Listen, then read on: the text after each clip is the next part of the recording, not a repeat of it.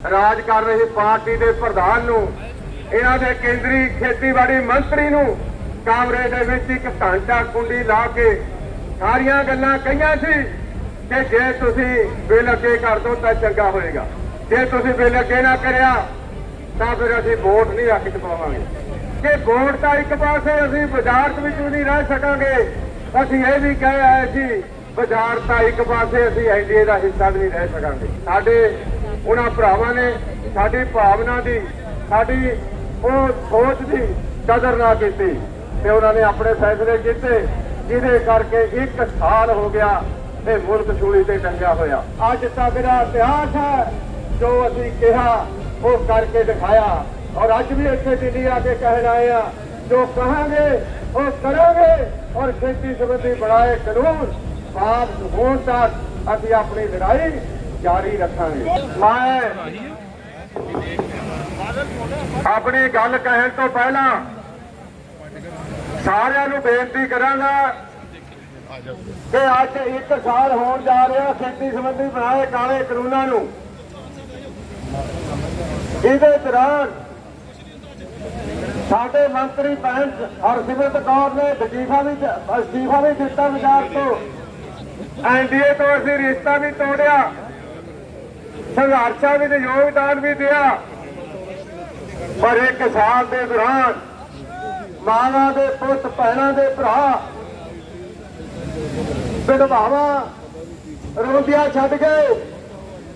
उन्हां महान संघर्ष के किसान योद्धियां नूं श्रद्धांजलि देण लग्या 5 मूल मंत्र के पाठ करने आपां सारिआं ने रल के एक ओंकार सतनाम करता पुरख निर्भव निर्वैर अकाल मूर्त अजूनी से भंग गुर प्रसाद।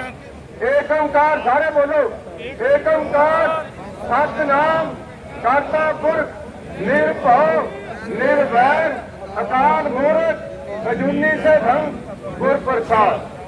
एक ओंकार सतनाम करता पुरख निर्भव निर्वैर अकाल मूर्त अजूनी से भंग गुर प्रसाद। एक ओंकार सतनाम करता पुरख निर्भव निर्वैर अकाल मूर्त अजूनी से भंग गुर प्रसाद। एक ओंकार सतनाम करता पुरख निर्भव निर्वैर अकाल मूर्त अजूनी से भंग गुर प्रसाद। वाहिगुरू वाहिगुरू वाहिगुरू वाहिगुरू वाहिगुरू जी का खालसा वाहिगुरू जी की फतेह। चलना असीं सिੱਖਿਆ नहीं तेरे दोस्तों फिर मां के कामां दे गदार चलिया करदे ने।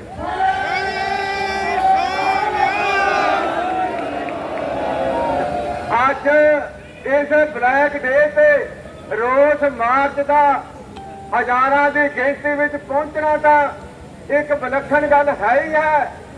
जिवें बिगड़ भी दस के गए ने 82 तो बाद दिल्ली दी सड़कों पर अमन शांति पूर्वक जे कोई प्रदर्शन होया तो 82 तो बाद अज पहली बार होया।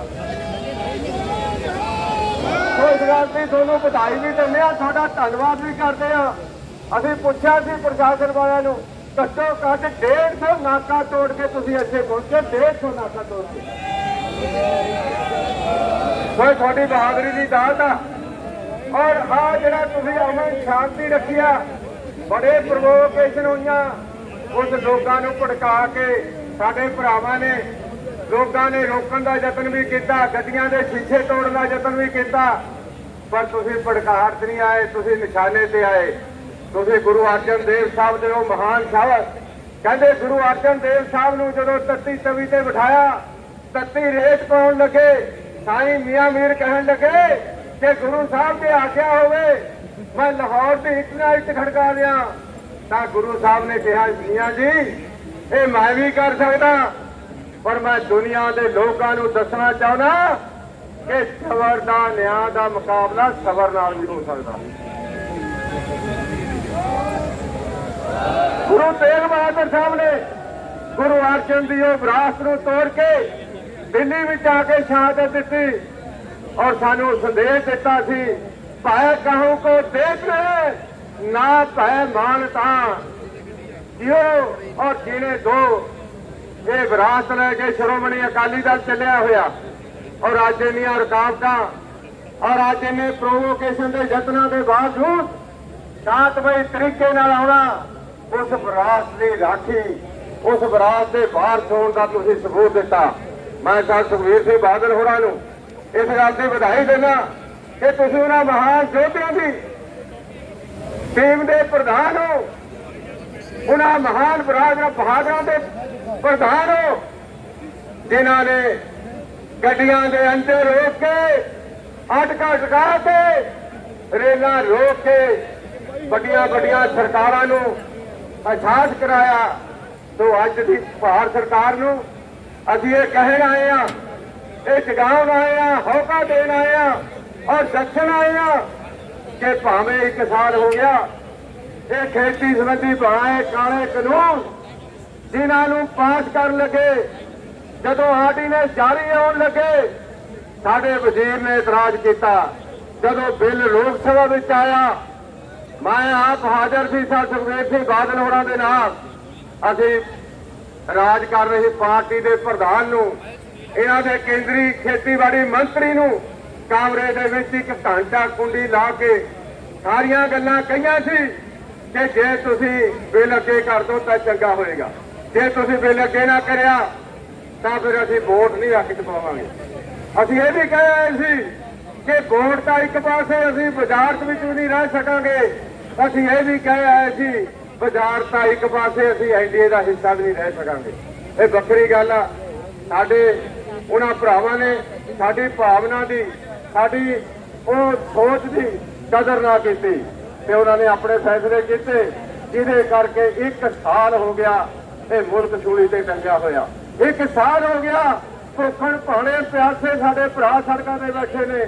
1 ਸਾਲ ਹੋ ਗਿਆ ਸੈਂਕੜੇ ਮਾਵਾਂ ਦੇ ਪੁੱਤ ਸ਼ਹਾਦਤਾਂ ਦੇ ਚੁੱਕੇ ਨੇ।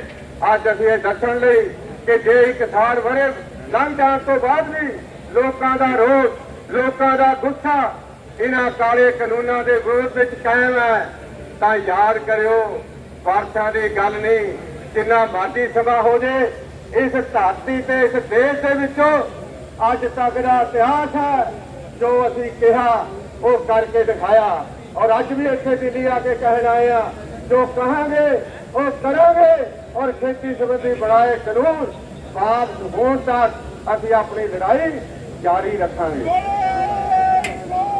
ਤੁਸੀਂ ਕਹਿੰਦਾ ਮੈਂ ਕਹੂੰਗਾ ਖੇਤੀ ਸੰਬੰਧੀ ਕਾਲੇ ਕਾਨੂੰਨ ਵਾਪਸ ਲਓ, ਤੁਸੀਂ ਕਹਿੰਦਾ ਵਾਪਸ ਲਓ ਵਾਪਸ ਲਓ। ਖੇਤੀ ਸੰਬੰਧੀ ਕਾਲੇ ਕਾਨੂੰਨ ਵਾਪਸ ਲਓ, ਵਾਪਸ ਲਓ, ਵਾਪਸ ਲਓ। ਖੇਤੀ ਸੰਬੰਧੀ ਕਾਲੇ ਕਾਨੂੰਨ ਵਾਪਸ ਲਓ, ਵਾਪਸ ਲਓ, ਵਾਪਸ ਲਓ। ਮੈਂ ਹੁਣ ਕਹਾਂਗਾ ਸ਼੍ਰੋਮਣੀ ਅਕਾਲੀ ਦਲ ਜਿੰਦਾਬਾਦ। ਤੁਸੀਂ ਕਹਿੰਦਾ ਜਿੰਦਾਬਾਦ ਜਿੰਦਾਬਾਦ। ਸ਼੍ਰੋਮਣੀ ਅਕਾਲੀ ਦਲ ਜਿੰਦਾਬਾਦ।